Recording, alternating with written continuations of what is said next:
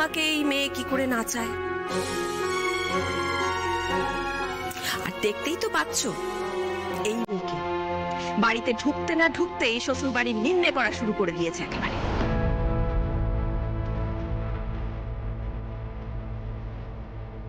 আচ্ছা বেশ, ভবিষ্যতে কি হবে না হবে সেটা না হয় পরেও ভাবা যাবে।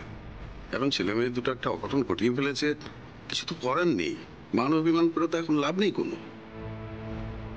শরৎ, বলছিলাম যে আমরা তো এক্ষুনি বউ নিয়ে বেরিয়ে যাব, তাড়াহুড়োর মধ্যে আমাদের একটু মিষ্টি নিয়ে আসা উচিত ছিল, সেটা হয়ে ওঠেনি আর কি। তোমার এই ড্রাইভারকে যদি বলো তাহলে ওকে দিয়ে একটু মিষ্টি আনতাম। না না, তার দরকার হবে না। আসলে আমার মনটা খুব খারাপ হয়ে গেছে। আমাদের রিতমের বিয়ে বলে কথা, সেই বিয়েতে এত অশান্তি, এত জটিলতা। আচ্ছা সুভাষ, তুমি তো আমাকে আগে থাকতে বললে পারতে, আমি না হয় দুটো ফ্যামিলিতে কথা বলে দেখতাম, একটা ব্যবস্থা করা যেত। শরৎ, তুমি তো তোমার বোনকে চেনো, ওর মাথার পোকা যদি একবার নড়ে যায় তাহলে ও যে কি করে ফেলতে পারবে কেউ জানে না। আরে আমি জানতাম নাকি? আমি তো অফিসে ছিলাম, খবর পেয়ে সোজা কালীঘাটে গেলাম। না না, তাই বলে আমার নাতির বিয়ে এভাবে হবে নাকি? একবার মন্দিরে গিয়ে লুকিয়ে চুরিয়ে। লুকিয়ে চুরিয়ে বিয়ে দেবো কেন গো মা? তোমার নাত বউ বিয়েতে বাধা দিচ্ছিল বলে আমি তাড়াহুড়ো করে কালীঘাটে গিয়ে বিয়েটা দিয়ে আসলাম। কে জানে এরপরে কি হয়, বলা তো আর যায় না। দেখো না, এবার রিসেপশনটা ধুমধাম করে দেবো, আর সারা পাড়াকে কবজি ডুবিয়ে খাওয়াবো। বর্ষা, বলছি ওনারা যখন মিষ্টি মুখ করতে চাইছেনই না, তাহলে আর কি করবে? চলো আমরা বেরিয়ে যাই। না না না, আমি বেরিয়ে পড়ে বললে কি আমি বেরিয়ে যাবো নাকি? একদম বেরোবো না। আরে নতুন বউ নিয়েছি, ওরা কি খালি হাতে বউয়ের মুখ দেখবে নাকি? কি গো বড় বৌদি, মেজো বৌদি, আমার বাবানের বিয়ে দিচ্ছি না কেন সেই বলে তো খুব মাথা খেয়ে নিতে। এবার তো বিয়ে দিয়ে দিলাম বড় বৌদি, এবারে পিছে হাড় দিয়ে মুখ না দেখলে কিন্তু আমি তোমাকে ছাড়বো না। গড়িয়ে রাখার সুযোগ তো দাওনি বর্ষা।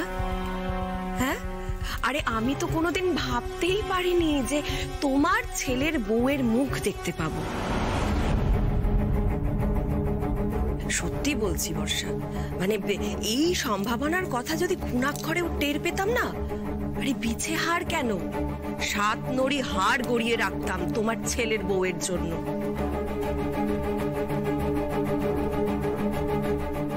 সবাই মিলে কেন বলে চলেছে যে রিতমদার যে বিয়ে হবে তা কেউ ভাবতে পারেনি?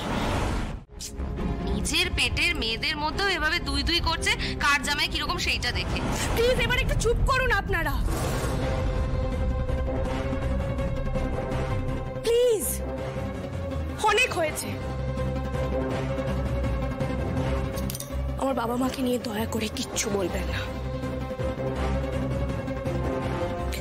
আর হঠাৎ করে ধুম করে আমার দিদির প্রতি আপনাদের সিম্প্যাথি এত কি করে বেড়ে গেল আমি কিন্তু বুঝতে পারছি না, বিশ্বাস করুন। কিন্তু আমার বিশ্বাস আপনারাও জানেন এই বিয়েটা স্বাভাবিক নয়। কিন্তু আমার কাছে সেটা খোলসা করে বলবেন না, সেটা জানি আমি। আমার দিদি যে বিয়ে করে সুখী হবে না সেটা জানেন আপনারা। আমার দিদি মানে সে শুধুমাত্র আরশির দিদি বলেই সে কষ্ট পাবে সেটা ভেবে হয়তো মনে মনে আনন্দও পাচ্ছেন, পান, আমার কোনো অসুবিধা নেই। কিন্তু অহেতুক আমার বাবা মাকে অপমান করবেন না।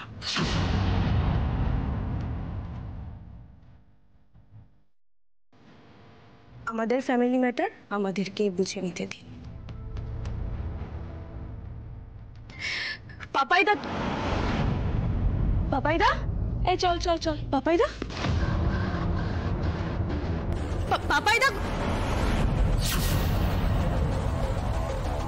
পাপাইদা।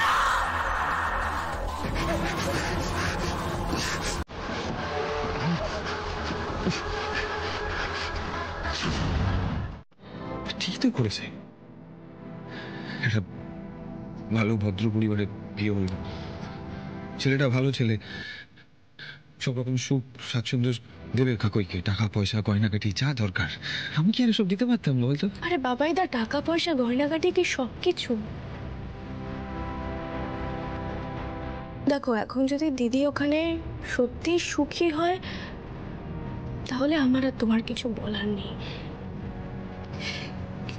কিন্তু কি যেন একটা গন্ডগোল আছে বাবাইদা, কি যেন একটা, আমি জানি না, আমি বুঝতে পারছি না। কিন্তু রিতমদার ওই বিয়ে হওয়া নিয়ে ওরা যা বলছিল, কেন বলছিল যে রিতমদার বিয়ে হবে ওরা ভাবতেই পারেনি?